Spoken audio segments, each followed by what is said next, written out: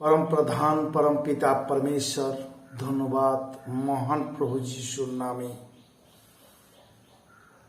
যিশুকে জানাই অসংখ্য অসংখ্য ধন্যবাদ। হালেলুয়া, প্রেজ দ্য লর্ড, জয় যিশু সবাইকে। আজকে একটা বাক্য নিয়ে আলোচনা করছি, পরমেশ্বর পিতার বাক্য। প্রার্থনা করে নেব। সৃষ্টিকর্তা পিতা, তোমাকে অসংখ্য ধন্যবাদ প্রভু যিশুর নামে, আর যিশুকে জানাই অসংখ্য অসংখ্য ধন্যবাদ। পিতা, আজকে যে বাক্য নিয়ে আলোচনা করছি পিতা, আপনি সহবর্তী থেকে সুন্দরভাবে প্রত্যেক সন্তান পর্যন্ত সেই বাক্যকে পৌঁছে দিয়েছেন পিতা। ই আমার বিশ্বাস, এই জন্য আপনাকে অসংখ্য ধন্যবাদ প্রভু যিশুর নামে। আর পিতা, কি চাইবো না চাতে আপনি অকাতরে সবকিছু দিয়েছেন। আপনার একজন জীবিত পুত্র উদ্ধারকর্তা প্রভু যিশুর নামে চাইছি, আমেন। তো আজকে যে বাক্যের বিষয়বস্তু, যিশু ঈশ্বরের পুত্র, এই কথার মানে কি? আজকে অনেক মানুষ যারা যিশুকে ঈশ্বর বলে মানতে পারে না। যিশু যে প্রকৃত অদৃশ্য ঈশ্বরের প্রতিমূর্তি, যিনি স্বর্গ ছেড়ে এই পৃথিবীতে এসেছিলেন আমাদের উদ্ধারকর্তা হিসাবে, আমাদের পরিত্রাণদাতা, অনন্ত জীবন দেওয়ার জন্য। সে নিজেই অনন্ত জীবন। যিশু বলছে, আমি পুনরুত্থান ও জীবন। সেই জন্য যিশু সেই ঈশ্বর, তিনি পুত্রের রূপে, মনুষ্য রূপে, পুত্রের রূপে এসেছিলেন। এই কথার মানে অনেক মানুষ আজকে বুঝতে পারছে না। বলছে যে যিশু ঈশ্বরের পুত্র, যিশু কি করে ঈশ্বর হবে? যিশু ঈশ্বর নয়, যিশু তো ঈশ্বরের পুত্র আছে। সেই জন্য অনেকে যিশুকে গুরু বলে স্বীকার করেছে। যিশু যে প্রকৃত প্রভু, তিনি যে সর্বশক্তিমান, সর্বজ্ঞানী, তিনি সৃষ্টিকর্তা, সেটাকে গ্রহণ করতে পারছে না। অনেকে আজকে নবী হিসাবে গ্রহণ করছে, অনেকে গুরু হিসাবে গ্রহণ করছে, অনেকে পুত্র হিসাবে গ্রহণ করছে, কিন্তু যিশু প্রকৃত ঈশ্বর। এই পুত্র, এই কথার মানে কি? তিনি জগতে কেন এসেছিলেন? আজকে মুসলিমরা বলে যে কি করে কুমারী গর্ভ হতে পারে। তো প্রথম যখন আদমকে সৃষ্টি করেছিল, তখন মাটি দিয়ে তৈরি করে তাতে নিঃশ্বাস দিয়েছিল, সে কি করে সজীব প্রাণী হয়েছিল? যদি আদম মাটি থেকে তৈরি করে তাকে নিঃশ্বাস দিয়ে সজীব প্রাণী করতে পারে, তাহলে ঈশ্বর কি পারে না কুমারীর গর্ভে সন্তান দিতে? ঈশ্বরের কাছে কি কোনো কিছু অসাধ্য? কোনো অসাধ্য কিছুই নয়, সমস্ত কিছু সাধ্য। সবকিছু প্রভু করতে পারে। এই পৃথিবীতে যা কিছু আছে, সমস্ত যিনি সৃষ্টি করেছেন, তিনি কি পারেন না সবকিছু সুন্দর করতে? আর সুন্দর রূপেই তো সৃষ্টি করেছেন। এই জন্য প্রভুর কাছে, সেই যিশুর কাছে কোনো কিছু অসাধ্য নয়। তাই আজকে আমরা যিশু যে ঈশ্বরের পুত্র, এ কথার মানে শাস্ত্রের দ্বারা জানব। যিশুর জন্ম পবিত্র আত্মার দ্বারা হয়েছিল।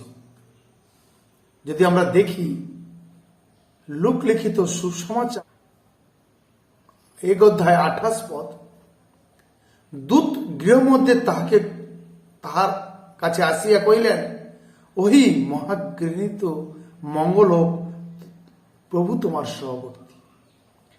29 পদে, কিন্তু তিনি সেই বাক্যে অতিশয় উদ্বিগ্ন হইলেন মরিয়ম, আর মনে মনে আন্দোলন করিতে লাগিলেন, ই কেমন মঙ্গলবাদ। দূত তাহাকে কহিলেন, মরিয়ম, ভয় করিও না, কেন তুমি ঈশ্বরের নিকটে অনুগ্রহ পাইয়াছ। আর দেখো, তুমি গর্ভবতী হইয়া পুত্র প্রসব করিবে, তাহার নাম যিশু রাখিবে।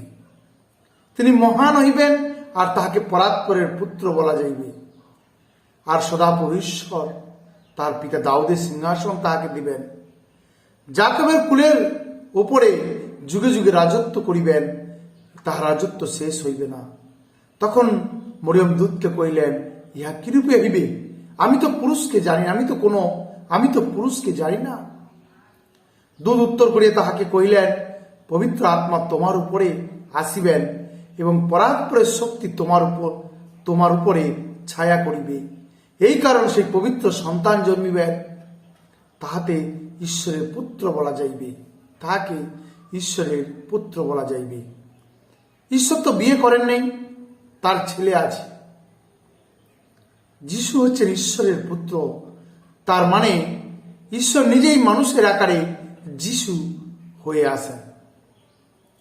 কলসীয় 1:15 পদে যদি আমরা দেখি, 1:15, উনি অদৃশ্য ঈশ্বরের প্রতিমূর্তি, সমুদয় সৃষ্টির প্রথম জাত। কেননা তাহাতেই সকল সৃষ্টি হয়েছে, স্বর্গে ও পৃথিবীতে, দৃশ্য কি অদৃশ্য যে কিছু আছে, সিংহাসন হোক কি প্রভুত্ব হোক কি আধিপত্য হোক কি কর্তৃত্ব হোক, সকলেই তাহার দ্বারা তাহার নিমিত্ত সৃষ্টি হইয়াছে।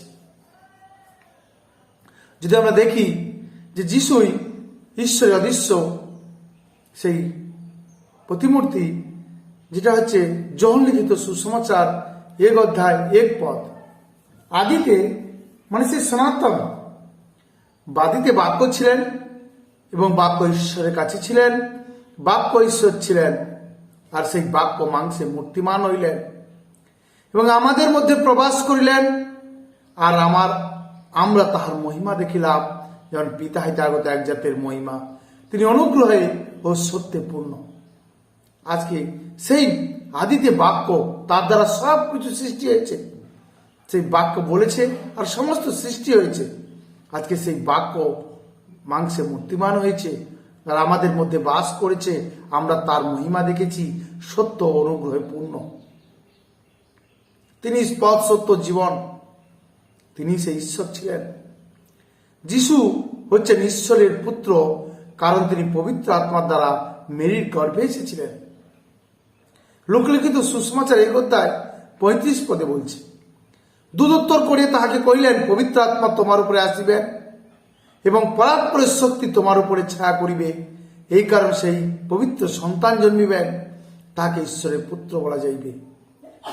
ইহুদি নেতাদের সামনে যিশুর বিচারের সময়ে মহাপুরোহিত তাকে প্রশ্ন করেছিলেন, তুমি জীবন্ত ঈশ্বরের দিব্যি দিয়ে আমাদের বলো যে তুমি সেই খ্রিস্ট, অর্থাৎ ঈশ্বরের পুত্র কিনা।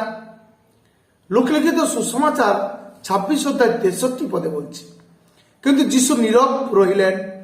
মহাযাজক তাকে কহিলেন, আমি তোমাকে জীবন্ত ঈশ্বরের নামে দিব্যি দিতেছি, আমাদেরকে বলো দেখি, তুমি কি সেই খ্রিস্ট, ঈশ্বরের পুত্র? মতিলিখিত সুসমাচার 26:64 বলছে, যিশু উত্তর করিলেন, তুমি বলিলে, আর আমি তোমাদিকে বলিতেছি, এখন অবধি তোমরা মনুষ্য পুত্রকে পরাক্রমের দক্ষিণ পার্শ্বে বসিতে থাকিতে এবং আকাশের মেঘরতে আসিতে দেখিবে।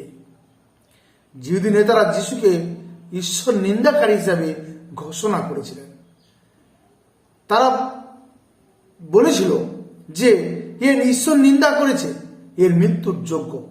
যদি আমরা দেখি মতিলিখিত সুসমাচার 26:65-66, তখন মহাযাজক আপন বস্ত্র ছিঁড়িয়া কহিলেন, এই ঈশ্বর নিন্দা করিল, আর সাক্ষীতে আমাদের কি প্রয়োজন?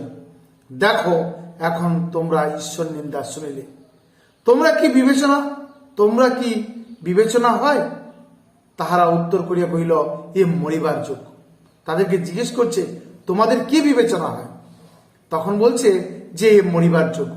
কারণ কি না, সে ঈশ্বরের নিন্দা করেছে। কারণ শাস্ত্রতে এই আইনটা মসির দ্বারা লেখা আছে। লেবী পুস্তক 24:15 বলছে, আর তুমি ইসরায়েল সন্তানগণকে বলো, যে কেউ আপন ঈশ্বরকে শাপ দেয়, সে আপন পাপ বহন করিবে। সেই জন্য এই আইনের মতে তারা বলছে যে ঈশ্বরের নিন্দা করছে, এর মরিবার যোগ্য, এর মৃত্যুদণ্ড হওয়া আবশ্যক। এই অনুসারে তারা যিশুর মৃত্যু চেয়েছিলেন এবং এই অনুসারে পিলাত সেই মানুষের কথা শুনে পিলাত কি করেছিল না যিশুর মৃত্যুদণ্ড দিয়েছিল। কিন্তু সে কোনো ভুল করেনি বা সে কোনো পাপ করেনি, সে তিনি যেটা সেটাই দাবি করেছিলেন, কিন্তু মানুষ তাকে সহ্য করতে পারল না। আজকে অনেক মানুষ যিশুকে ঈশ্বর ভাবছে না, যিশুকে গ্রহণ করেছে, পিতা পুত্র পবিত্র আত্মাকে গ্রহণ করছে না, তিনজন কিন্তু এক পরমেশ্বর এটা ভাবছে না। পিতা পরমেশ্বর, পুত্র পরমেশ্বর, পবিত্র আত্মা পরমেশ্বর। অনেকে শুধুমাত্র যিশু আর ঈশ্বরকে ভাবছে, কিন্তু দুজন ব্যক্তি, কিন্তু কাজ এক। সেই জন্য আজকে যিশুই যে প্রকৃত প্রভু। আজকে যখন আমরা অঙ্গীকার হই তখন প্রভু বলে অঙ্গীকার হচ্ছে। তিনি প্রভু, যিনি স্বর্গ পৃথিবীর মালিক। তারপরে যদি আমরা দেখি যিশু নিজেকে ঈশ্বরের পুত্র দাবি করায় কেন তারা তাকে ঈশ্বর নিন্দুক বলে বিবেচনা করে মৃত্যুর শাস্তি দিতে চেয়েছিল? ইহুদিনে তারা স্পষ্টই বুঝতে পেরেছিল ঈশ্বরের পুত্র শব্দটি দিয়ে যিশু আসলে কি বোঝাতে চেয়েছেন। ঈশ্বরের পুত্র মানে স্বভাব ও বৈশিষ্ট্যে ঈশ্বরের মতো। তার মানে ঈশ্বরের পুত্রের অর্থে ঈশ্বরকে বোঝায়। অন্যভাবে ঈশ্বরের পুত্র মানে ঈশ্বরের মতো স্বভাব ও বৈশিষ্ট্যে পূর্ণ মানে বাস্তবিক ঈশ্বরকে বোঝানো হয়, যা জিহুদি নেতাদের কাছে ছিল ঈশ্বর নিন্দা। সেজন্য আজকে যখন আমরা ঈশ্বরের পুত্র হয়েছি, সেই ঈশ্বরের স্বভাবকে, সেই বৈশিষ্ট্যকে, সেই কোয়ালিটিকে আমাদের মধ্যে রাখতে হবে। আমি নিজেকে ঈশ্বরের পুত্র বলে দাবি করছি, কিন্তু সেই কোয়ালিটিকে, সেই বৈশিষ্ট্যকে আমার মধ্যে রাখছি না। এখনো জগতের অনেক মানুষ যারা নিজেকে ঈশ্বরের পুত্র বলে দাবি করছে, কিন্তু ঈশ্বরের আদেশকে তারা ফলো করছে না, সঠিক বাইবেলের শিক্ষাকে তারা পাচ্ছে না। দাদা ভাই, দিদি ভাই, আগু ভাই যা কিছু শেখাচ্ছে সেইভাবেই তারা শিখতেছে। তাদেরকে যদি তুমি বাইবেল খুলতে বলো, তারা সেটা খুলতেও চাইছে না, বাক্যের দ্বারা তারা বুঝতেও চাইছে না। যদি আমরা দেখি জিহুদি নেতাদের কাছে ছিল ঈশ্বর নিন্দা, কারণ তারা শাস্ত্রকে না জেনে, তারা শাস্ত্রের জ্ঞানের অভাবে তারা সেই যিশু যে অদৃশ্য ঈশ্বরের প্রতিমূর্তি, তিনি এই পৃথিবীতে সেই বাক্য এসেছিলেন আর মাংসে মূর্তিমান হয়েছিলেন, সেটা তারা বুঝতে পারল না। সেই জন্য তারা তাদের সেই যিশুকে কুশে দিয়েছিল। ইব্রিয় 1:3 বলছে, উনি তাহার প্রতাপের প্রভাব ও তত্ত্বের মুদ্রাঙ্ক ও আপন পরাক্রমের বাক্য সমুদয় ধারণ কর্তা হইয়া পাপ ধৌত করিয়া ঊর্ধ্বলোকে মহিমার দক্ষিণে উপবিষ্ট হইয়াছে। তিনি ঈশ্বর, তিনি সেই স্বর্গে, সেই ঈশ্বরের দক্ষিণে উপবিষ্ট। পরে সুস্পষ্টভাবে বলা হয়েছে ঈশ্বরের সমস্ত গুণ সেই পুত্রের মধ্যে রয়েছে। পুত্রই ঈশ্বরের পূর্ণ ছবি। পুত্রই হচ্ছে ঈশ্বরের পূর্ণ ছবি। সেই জন্য যদি আমরা দেখি যোহন লিখিত সুসমাচার 17:12 বলছে, তাদের সঙ্গে থাকিতে থাকিতে আমি তাহাদিকে তোমাদের নামে রক্ষা করিয়া আসিয়াছি। যে নাম তুমি আমাকে দিয়াছ, আমি তাহাদিগকে সাবধানে রাখিয়াছি। তাহাদের মধ্যে কেহ বিনিষ্ট হয় নেই, কেবল সে বিনাশ সন্তান হইয়াছে, যে যেন শাস্ত্রের বচন পূর্ণ হয়। এই পদে আর একটা উদাহরণ পাওয়া যায়, যেখানে জিহুদাকে বিনাশ সন্তান বলা হয়েছে। যোহন লিখিত সুসমাচার 6:71 বলছে, এই কথা তিনি ইস্করিত সিমন পুত্র জিহুদার বিষয়ে বলিলেন, কারণ সেই ব্যক্তি তাকে সমর্পণ করিবে, সে 12 জনের মধ্যে একজন। এই পদে বলা হয়েছে জিহুদা হচ্ছে সিমনের ছেলে। তাহলে যেমন যোহন 17:12 জিহুদাকে বিনাশ সন্তান বলার মানে কি? তো সেই সিমনের ছেলে, সে তো রক্ত মাংসে গড়া মানুষ, তাহলে যেহেতু যিশুর একজন শিষ্য ছিল, তাহলে একে বিনাশ সন্তান বলার মানে কি? বিনাশ অন্য অর্থে ধ্বংস, ভগ্ন বা পতিত বলা যেতে পারে। যদি আক্ষরিক অর্থে ধ্বংস বা ভগ্ন বা পতিত ছিল না, কিন্তু এই বিষয়গুলি তার জীবনে পরিচয় বহন করেছিল। আজকে যখন আমরা যিশুকে সেই পুত্র হিসাবে জানি, তিনি পুত্রের পরিচয় বহন করেছিলেন। যখন তিনি বাপ্তিস্ম নিয়েছিলেন তখন আকাশবাণী হয়েছিল, এই আমার প্রিয় পুত্র, ইহাতেই আমি প্রীত। তাহলে তিনি আইডেন্টি পরিচয় পেয়েছিলেন। তাকে বিনাশ সন্তান বলা হয়েছে কেন? তখন সেই রকম সে তার পরিচয় পেয়েছিল। সেরকম আমরা আজকে সেই যিশুর পরিচয় পেয়েছি, যে যিশু সেই আমাদেরকে পুত্রের পরিচয় দিয়েছেন মনুষ্যরূপী। সেই জন্য ঈশ্বরের পুত্রের পরিচয় পেয়েছিলেন, কিন্তু তিনি ঈশ্বর ছিলেন। সেই পরিচয় আসার পরে শয়তান তাকে পরীক্ষা করেছিল, আইডেন্টিটি। সেই জন্য তার মানে জিহুদার মধ্যে বিনাশ, ধ্বংস, পতনের আবির্ভাব হয়েছিল। সেই রকম যিশু সেই আবির্ভূত হয়েছিলেন ঈশ্বরের অদৃশ্য প্রতিমূর্তি। এইভাবে যিশু ঈশ্বরের পুত্র, আর ঈশ্বরের পুত্র মানেই ঈশ্বর।